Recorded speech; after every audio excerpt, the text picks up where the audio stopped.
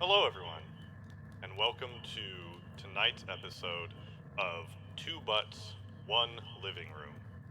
We will be continuing with War of the Worlds, our part 3, beginning at chapter 10 Into the Storm. When last we left off, we were following our hero, who I believe is still nameless, as he is fleeing from his home as it is being incinerated by the Martians.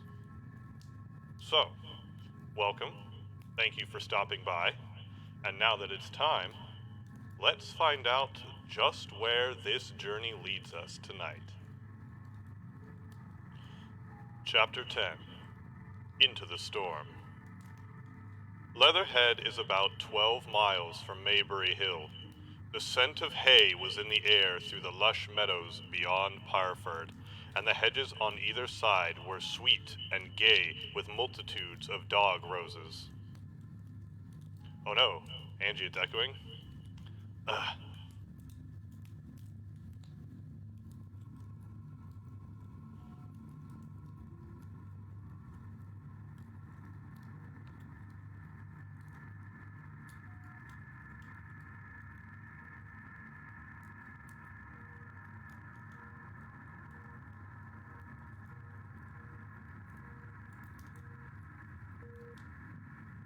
Hello, yes. Welcome to my show, where every night we have a different technical error. Eventually we'll get all of these sorted out, I promise. So, anyway.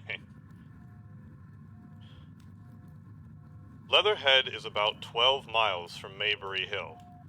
The scent of hay was in the air through the lush meadows beyond Pireford, and the hedges on either side were sweet and gay with multitudes of dog roses. The heavy firing that had broken out while we were driving down Maybury Hill ceased as abruptly as it began, leaving the evening very peaceful and still. We got to Leatherhead without misadventure about 9 o'clock, and the horse had an hour's rest while I took supper with my cousins and commended my wife to their care. My wife was curiously silent throughout the drive, and seemed oppressed with forebodings of evil. I talked to her reassuringly, pointing out that the Martians were tied to the pit by sheer heaviness, and at the utmost could but crawl a little out of it. But she answered only in monosyllables. Had it not been for my promise to the innkeeper, she would, I think, have urged me to stay in Leatherhead that night. Would that I had. Her face, I remember, was very white as we parted.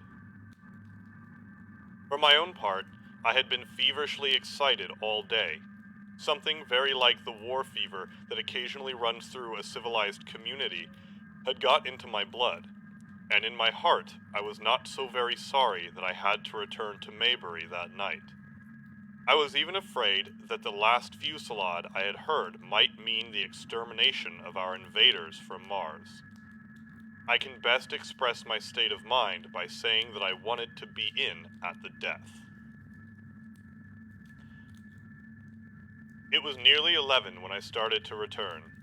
The night was unexpectedly dark. To me, walking out of the lighted passage of my cousin's house, it seemed indeed black, and it was as hot and close as the day. Overhead, the clouds were driving fast, albeit not a breath stirred the shrubs about us. My cousin's man lit both lamps.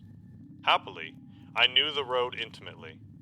My wife stood in the light of the doorway and watched me until I jumped into the dog cart.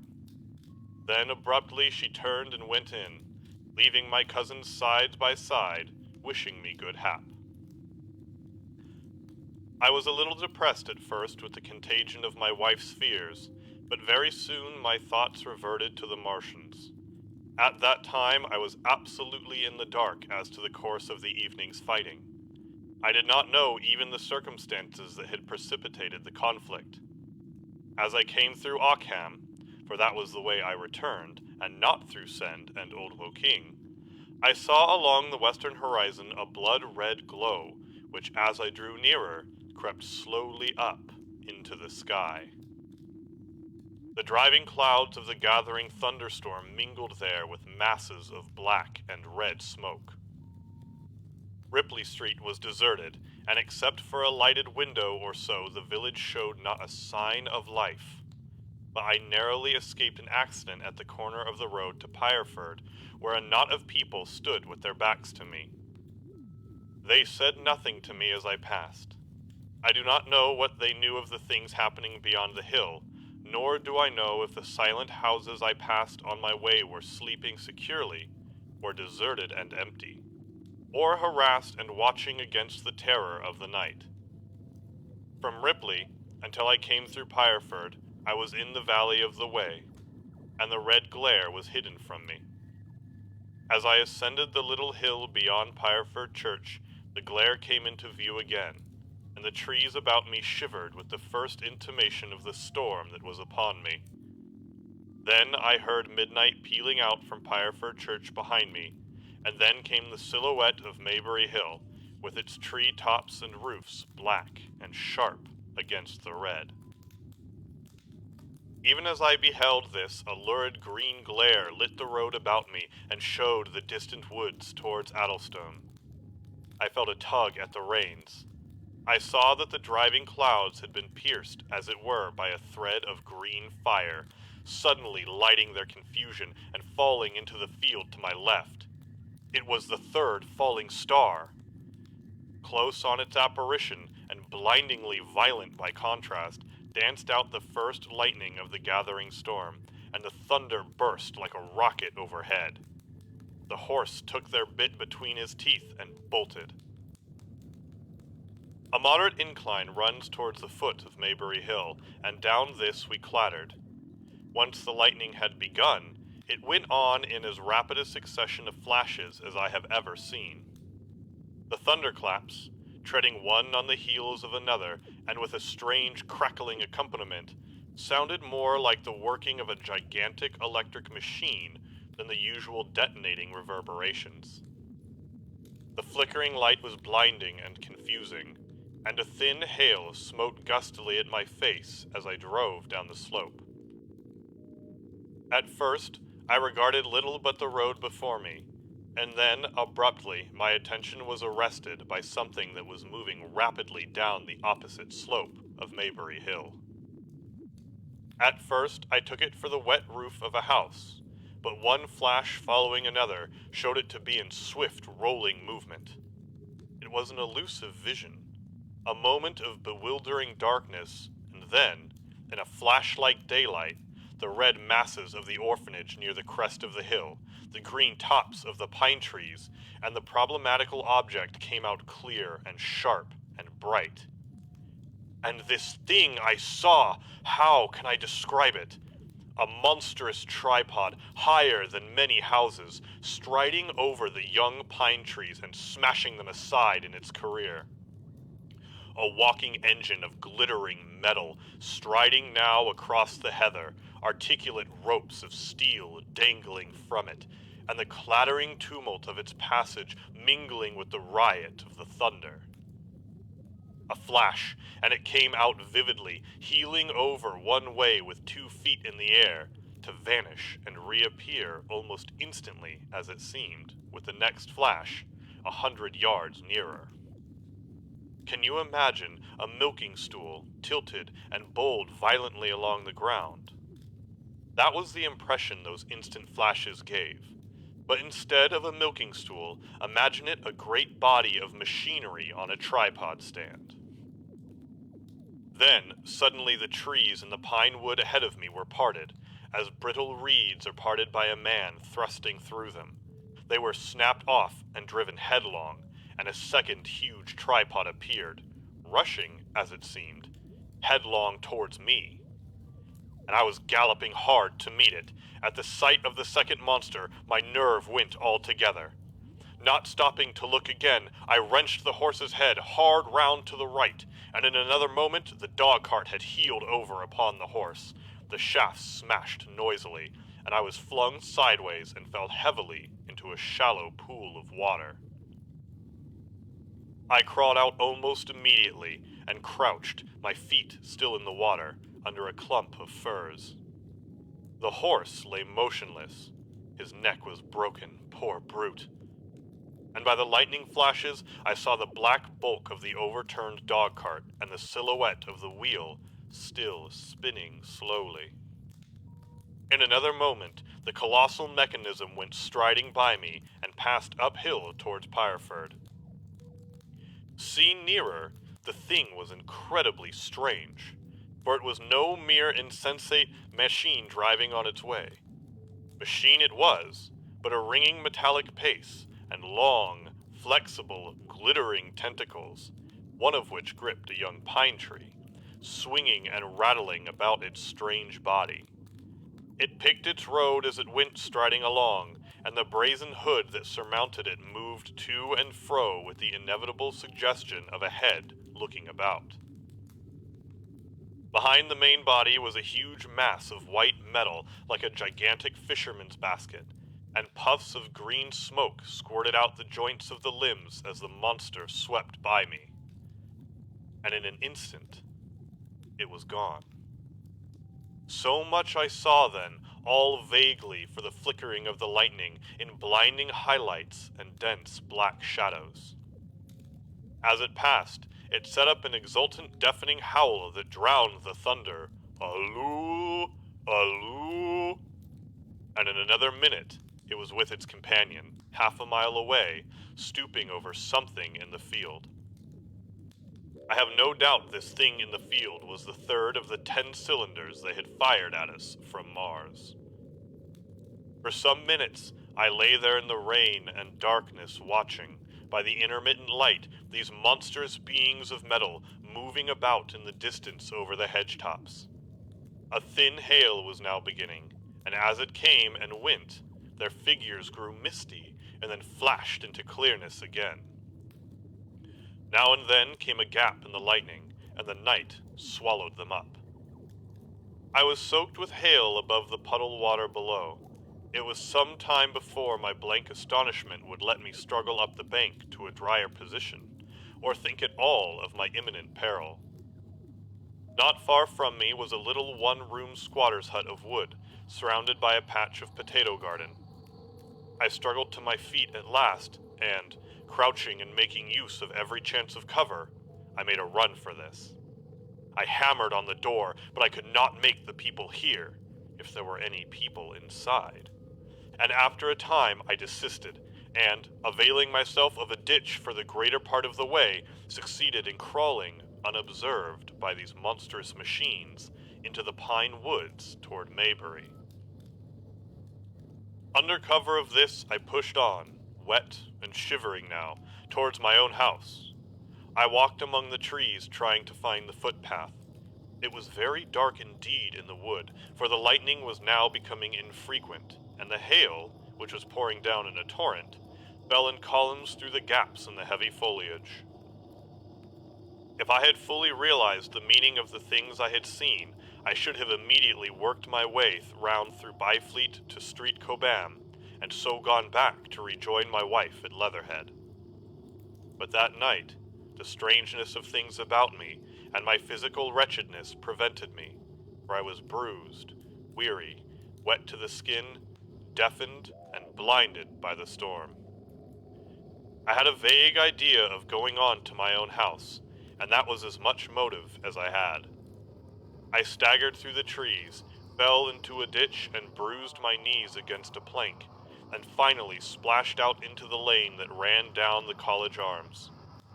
I say splashed, for the storm water was sweeping the sand downhill in a muddy torrent. There in the darkness, a man blundered into me and sent me reeling back. He gave a cry of terror, sprang sideways, and rushed on before I could gather my wits sufficiently to speak to him. So heavy was the stress of the storm just at this place that I had the hardest task to win my way up the hill. I went close up to the fence on the left and worked my way along its palings.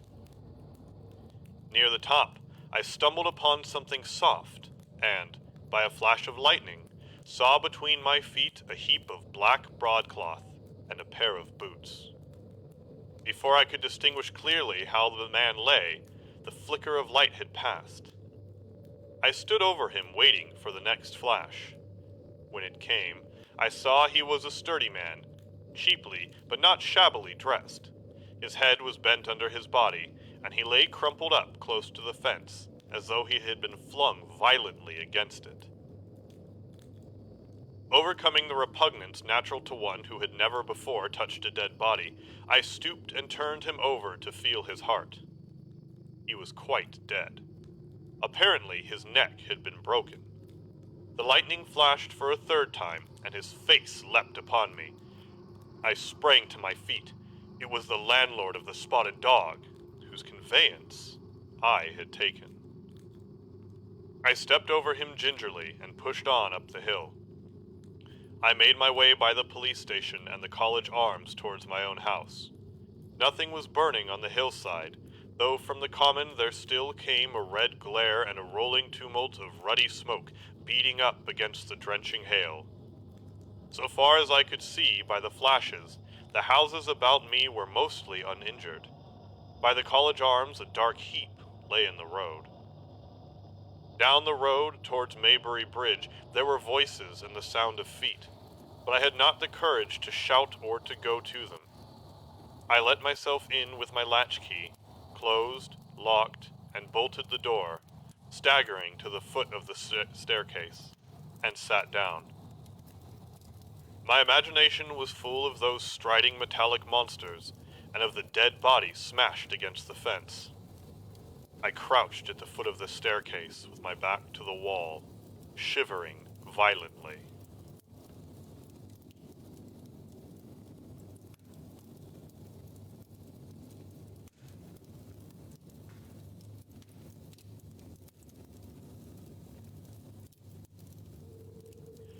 Chapter 11.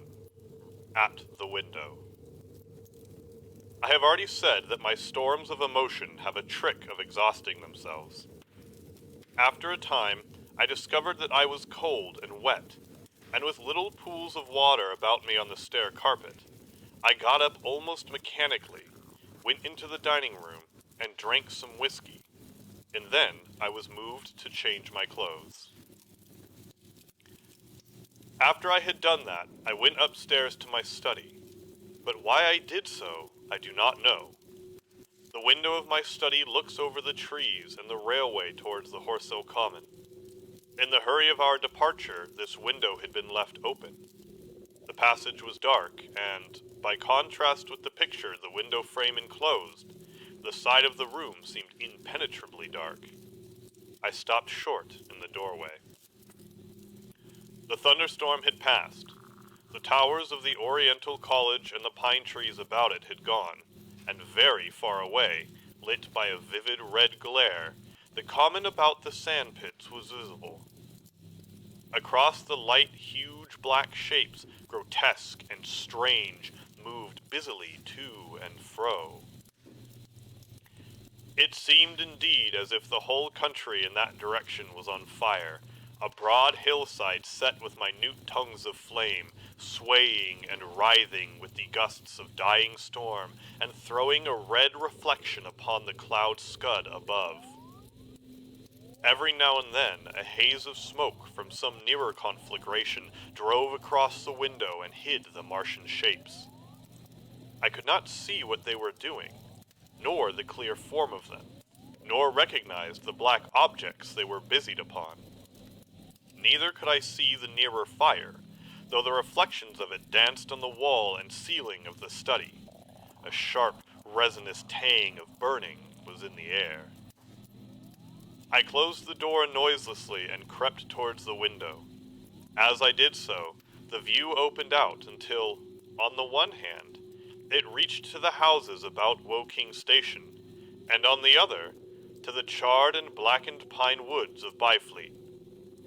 There was a light down the below hill, on the railway near the arch, and several of the houses along the Maybury Road and the streets near the station were glowing ruins.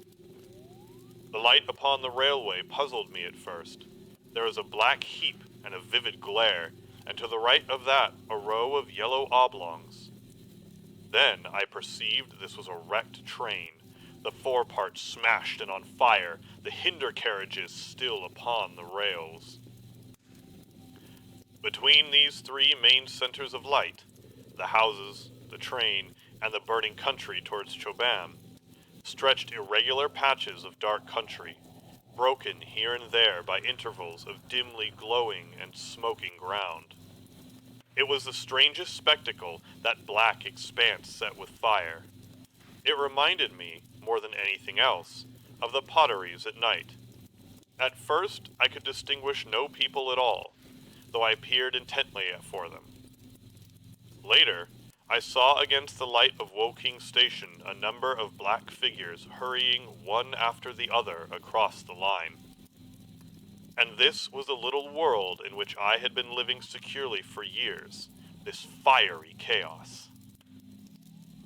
What had happened in the last 7 hours I still did not know. Nor did I know, though I was beginning to guess, the relation between these mechanical colossi and the sluggish lumps I had seen disgorged from the cylinder.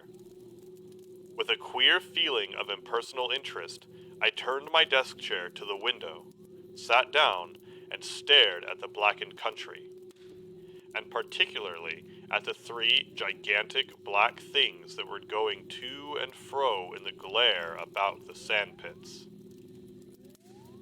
They seemed amazingly busy. I began to ask myself what they could be. Were they intelligent mechanisms? Such a thing, I felt, was impossible. Or did a Martian sit within each, ruling, directing, using, much as a man's brain sits and rules in his body? I began to compare the things to human machines, to ask myself, for the first time in my life, how an ironclad or a steam engine would seem to an intelligent lower animal. The storm had left the sky clear, and over the smoke of the burning land, the little fading pinpoint of Mars was dropping into the west, when a soldier came into my garden. I heard a slight scraping at the fence, and rousing myself from the lethargy that had fallen upon me, I looked down and saw him dimly, clambering over the palings. At the sight of another human being, my torpor passed, and I leaned out the window eagerly. "Hist," said I, in a whisper. He stopped astride of the fence in doubt. Then he came over and across the lawn to the corner of the house. He bent down and stepped softly. "Who's there?" he said, also whispering, standing under the window and peering up. "Where are you going?" I asked. "God knows." "Are you trying to hide?" "That's it." "Come into the house," I said. I went down, unfastened the door, and let him in, and locked the door again. I could not see his face. He was hatless, and his coat was unbuttoned. "My God," he said as I drew him in. "What has happened?" I asked. "What hasn't?" In the obscurity, I could see he made a gesture of despair. "They wiped us out. Simply wiped us out," he repeated again and again. He followed me, almost mechanically, into the dining room. "Take some whiskey," I said, pouring out a stiff dose. He drank it. Then, abruptly, he sat down before the table, put his head on his arms, and began to sob and weep, like a little boy, in a perfect passion of emotion, while I, with a curious forgetfulness of my own recent despair, stood beside him, wondering. It was a long time before he could steady his nerves to answer my questions, and then he answered perplexingly and brokenly. He was a driver in the artillery, and had only come into action about 7. At that time, firing was going on across the common, and it was said the first part of Martians were crawling slowly towards their second cylinder under cover of a metal shield. Later, this shield staggered up on tripod legs and became the first of the fighting machines I had seen. The gun he drove had been unlimbered near Horsehell in order to command the sandpits, and its arrival was that had precipitated the action. As the limber gunners went to the rear, his horse trod in a rabbit hole and came down, throwing him into a depression of the ground. At the same moment, The gun exploded behind him. The ammunition blew up. There was fire all about him, and he found himself lying under a heap of charred, dead men and dead horses. I lay still, he said, scared out of my wits, with the forequarter of a horse atop me. We'd been wiped out, and the smell, good God, like burnt meat. I was hurt across the back by the fall of the horse, and there I had to lie until I felt better. Just like parade it had been a minute before. Then, stumble, bang, swish! Wiped out, he said. He had hid under the dead horse for a long time, peeping out furtively across the common. The Cardigan men had tried a rush in skirmishing order at the pit, simply to be swept out of existence. Then the monster had risen to its feet and had begun to walk leisurely to and fro across the common among few fugitives, with its head like hood turning about exactly like the head of a cowled human being. A kind of arm carried a complicated metallic case, about which green flashes scintillated, and out of the funnel of this there smoked the heat ray. In a few moments, there was, so far as a soldier could see, not a living thing left upon the common, and every bush and tree upon it that was not already a blackened skeleton was burning. The hussars had been on the road beyond the curvature of the ground, and he saw nothing of them. He heard the Martians rattle for a time, and then become still. The giants saved Woking Station and its cluster of houses until the last. Then, in a moment, the heat ray was brought to bear, and the town became a heap of fiery ruins. Then the thing shut off the heat ray, and, turning its back upon the artilleryman, began to waddle away towards the smoldering pine woods that sheltered the second cylinder. As it did so, a second glittering titan built itself up out of the pit. The second monster followed the first, and at that the artilleryman began to crawl very cautiously across the hot heather ash towards Horsell. He managed to get alive into the ditch by the side of the road, and so escaped to Woking. There his story became ejaculatory. The place was impassable. It seems there were a few people alive there, frantic for the most part, and many burned and scalded. He was turned aside by the fire, and hid among some almost scorching heaps of broken wall as one of the Martian giants returned. He saw this one pursue a man, catch him up in one of its steely tentacles, and knock his head against the trunk of a pine tree. At last, after nightfall, the artilleryman made a rush for it and got over the railway embankment. Since then, he had been skulking along towards Maybury in the hope of getting out of danger Londonward. People were hiding in trenches and cellars, and many of the survivors had made off towards Woking village and Send. He had been consumed with thirst until he found one of the water mains near the railway arch smashed, and the water bubbling out like a spring upon the road. That was the story I got from him, bit by bit. He grew calmer telling me, and trying to make me see the things he had seen. He had eaten no food since midday. He told me early in his narrative, and I found some mutton and bread in the pantry and brought it into the room. We lit no lamp for fear of attracting the Martians, and ever and again our hands would touch upon bread or meat.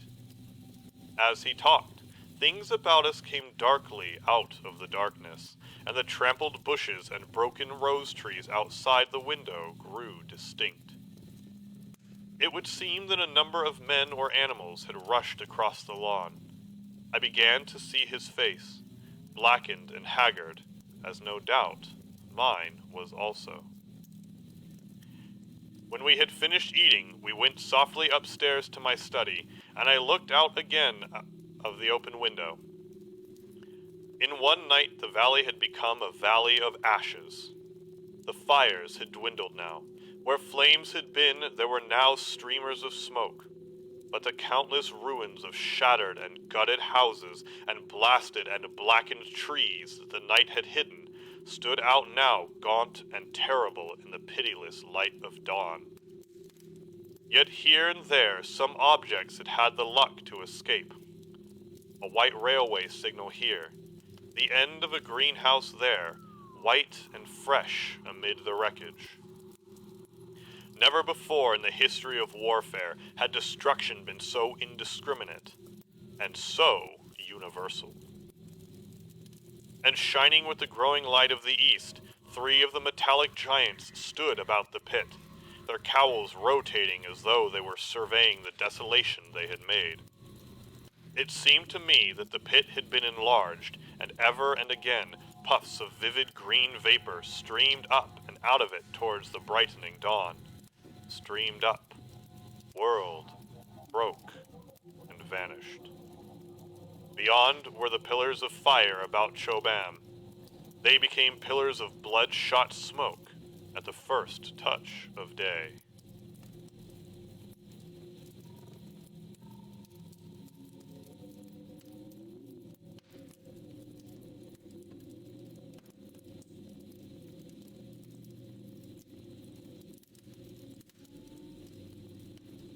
Chapter 12.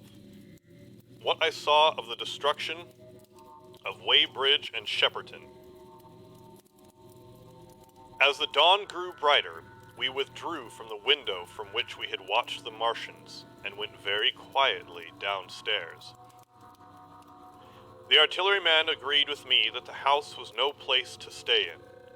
He proposed, he said, to make his way Londonward, and thence rejoin his battery, number 12 of the Horse Artillery. My plan was to return at once to Leatherhead, and so greatly had the strength of the Martians impressed me that I had determined to take my wife to New Haven and go with her out of the country forthwith. For I already perceived clearly that the country about London must inevitably be the scene of a disastrous struggle before such creatures as these could be destroyed. Between us and Leatherhead, however, lay the 3rd cylinder, with its guarding giants. Had I been alone, I think I should have taken my chance and struck across the country. But the artilleryman dissuaded me. It's no kindness to the right sort of wife, he said, to make her a widow. And in the end, I agreed to go with him. Under cover of the woods, northward as far as Street Chobam before I parted with him. Thence I would make a big detour by Epsom to reach Leatherhead. I should have started at once, but my companion had been in active service, and he knew better than that. He made me ransack the house for a flask, which he filled with whiskey, and we lined every available pocket with packets of biscuits and slices of meat. Then we crept out of the house and ran as quickly as we could down the ill-made road by which I had come overnight. The houses seemed deserted. In the road lay a group of 3 charred bodies, close together, struck dead by the heat ray, and here and there were things that people had dropped. A clock, a slipper, a silver spoon, and the like poor valuables. At the corner turning up towards the post office, a little cart, filled with boxes and furniture, and horseless, heeled over on a broken wheel. A cash box had been hastily smashed open and thrown under the debris. Except the lodge at the orphanage, which was still on fire, none of the houses had suffered very greatly here. The heat ray had shaved the chimney tops and passed. Yet, save ourselves, there did not seem to be a living soul on Maybury Hill. The majority of the inhabitants had escaped, I supposed, by way of the old Woking Road, the road I had taken when I drove to Leatherhead. Or they had hidden. We went down the lane by the body of the man in black, sodden now from the overnight hail, and broke into the woods at the foot of the hill. We pushed through these towards the railway without meeting a soul. The woods across the line were but the scarred and blackened ruins of woods. For the most part the trees had fallen, but a certain proportion still stood, dismal gray stems with dark brown foliage instead of green. On our side, the fire had done no more than scorch the nearer trees. It had failed to secure its footing. In one place, the woodmen had been at work on Saturday. Trees, felled and freshly trimmed, lay in a clearing with heaps of sawdust by the sawing machine and its engine. Hard by was a temporary hut, deserted. There was not a breath of wind this morning, and everything was strangely still. Even the birds were hushed. And as we hurried along, I and the artilleryman talked in whispers and looked now and again over our shoulders. Once or twice, we stopped to listen. After a time, we drew near the road, and as we did, so we heard the clatter of hoofs and saw through the tree stems 3 cavalry soldiers riding slowly towards Woking. We hailed them, and they halted while we hurried towards them. It was Lieutenant and a couple of privates of the 8th Hussars with a stand like a theodolite, which the artilleryman told me was a heliograph. "You are the first men I've seen coming this way this morning," said the lieutenant. "What's brewing?" His face and voice were eager. The men behind him stared curiously. The artilleryman jumped down the bank into the road and saluted. "Gun destroyed last night, sir. Have been hiding. Trying to rejoin the battery, sir. You'll come in sight of the Martians, I expect, about half a mile ahead of this road." "What the dickens are they?" asked the lieutenant. "Giants in armor, sir. 100 feet high, 3 legs and a body like aluminum, with a high, great head and a hood, sir." "Get out," said the lieutenant. "What confounded nonsense!" "You'll see, sir. They carry a kind of box, sir, that shoots fire and strikes you dead." "What do you mean? A gun?" "No, sir," said the artilleryman, and began a vivid account of the heat ray. Halfway through, the lieutenant interrupted him and looked up at me. I was still standing on the bank by the side of the road. "It's perfectly true," I said.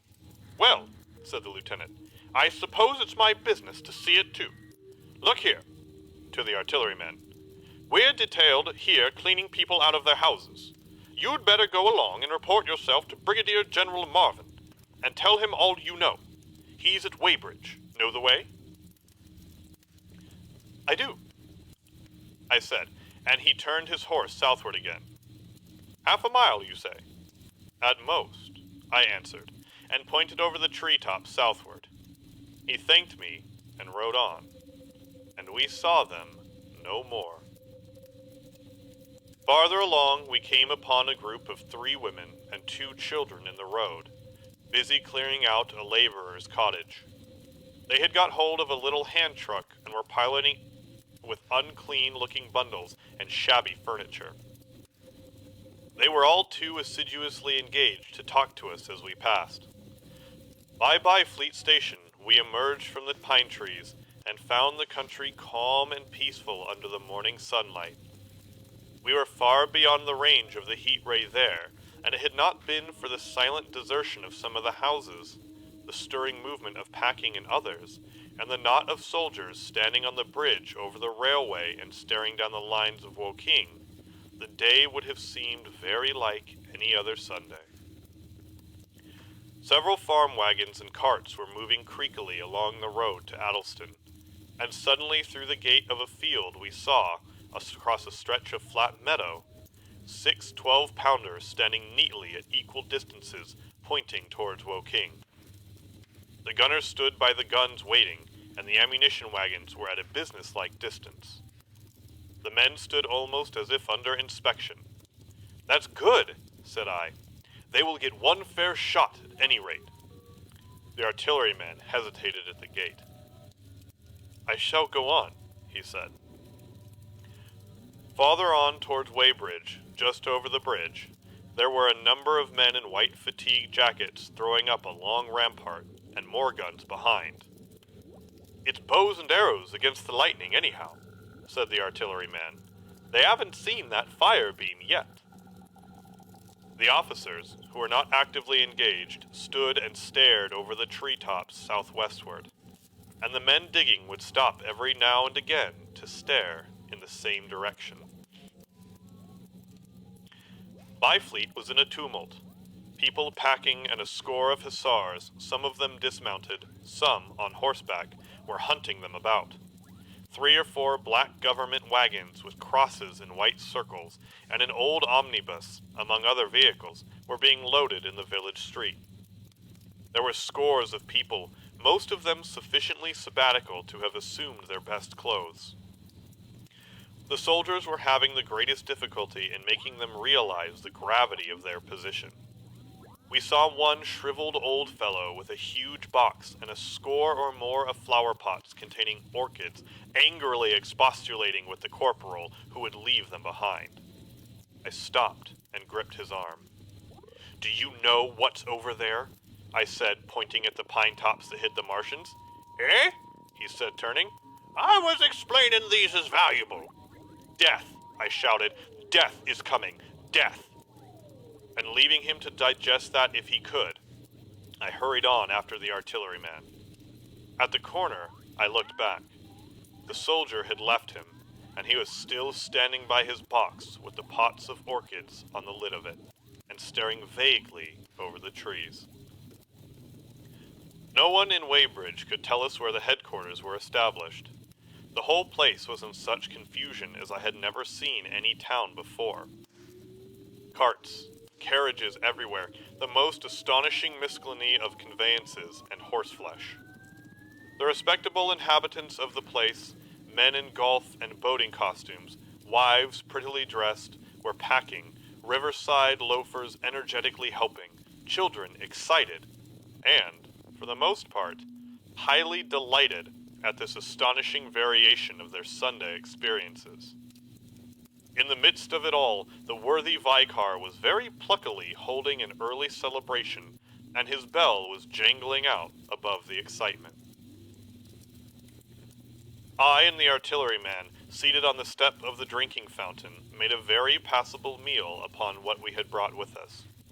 But trolls of soldiers, here no longer hussars, but grenadiers in white, were warning people to move now or to take refuge in their cellars as soon as the firing began.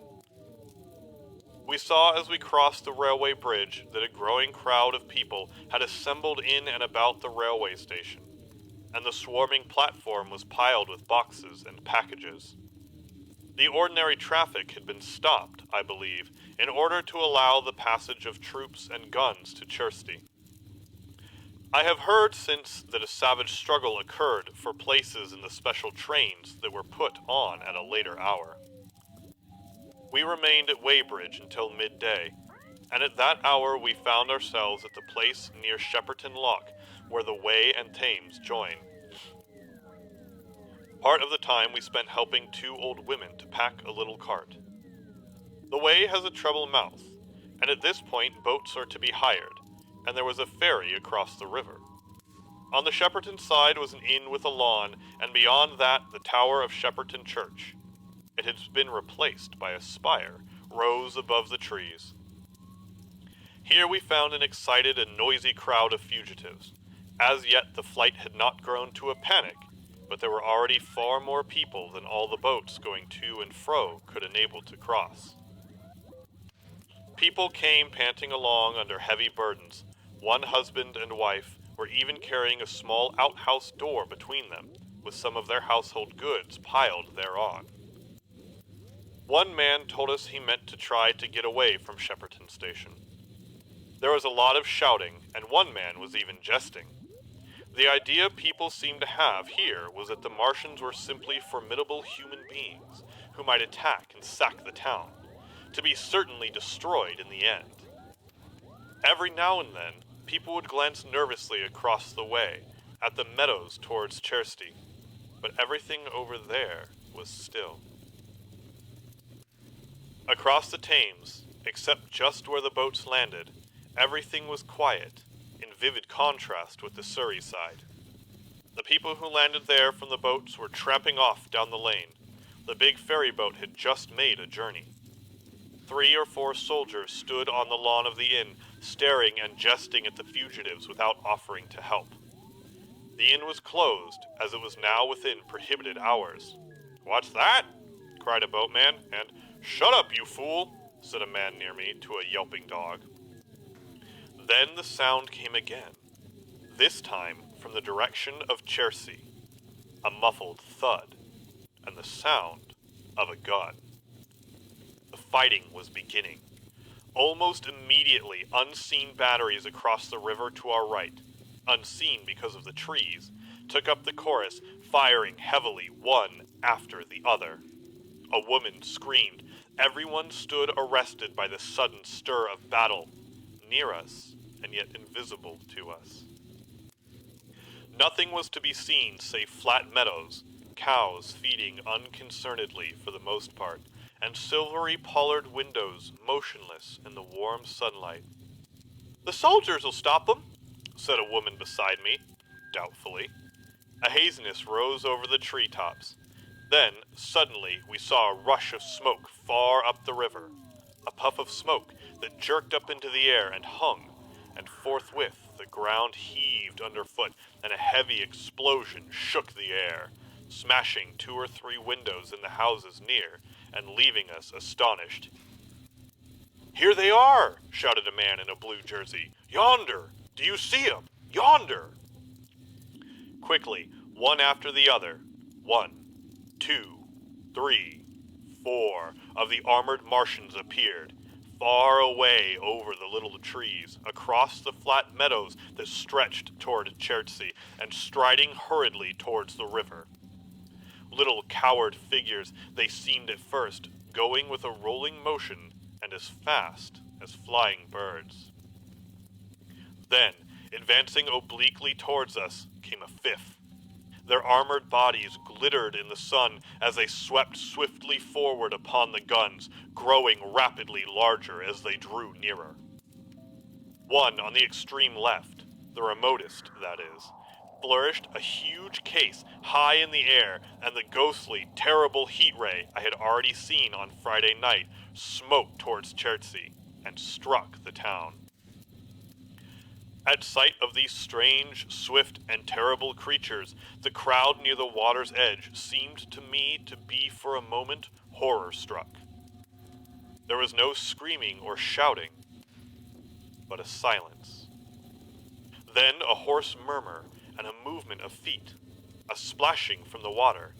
A man, too frightened to drop the portmanteau he carried on his shoulder, swung round and sent me staggering with a blow from the corner of his burden. A woman thrust at me with her hand and rushed past me. I turned with the rush of the people, but I was not too terrified for thought. The terrible heat ray was in my mind. To get under water, that was it. "Get under water!" I shouted, unheeded. I faced about again and rushed towards the approaching Martian, rushed right down the gravelly beach and headlong into the water.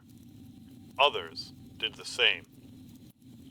A boatload of people putting back came leaping out as I rushed past. The stones under my feet were muddy and slippery, and the river was so low that I ran perhaps 20 feet, scarcely waist deep. Then, as the Martian towered overhead, scarcely a couple of 100 yards away, I flung myself forward under the surface. The splashes of the people in the boats leaping into the river sounded like thunderclaps in my ears. People were landing hastily on both sides of the river.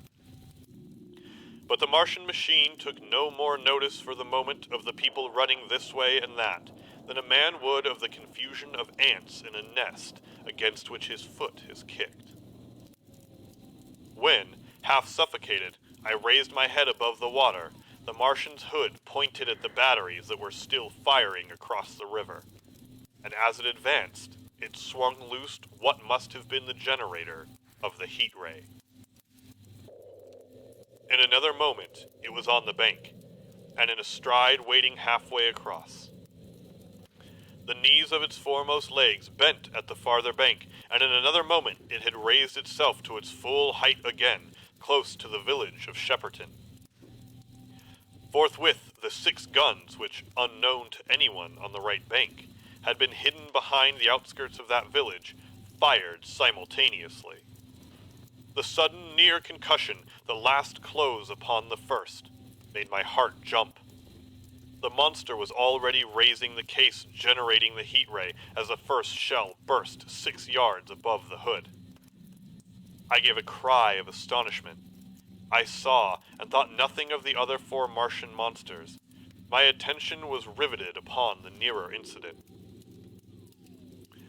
Simultaneously, 2 other shells burst in the air near the body as the hood twisted round in time to receive, but not in time to dodge the 4th shell. The shell burst clean in the face of the thing. The hood bulged, flashed, was whirled off in a dozen tattered fragments of red flesh and glittering metal. "Hit!" I shouted, with something between a scream and a cheer.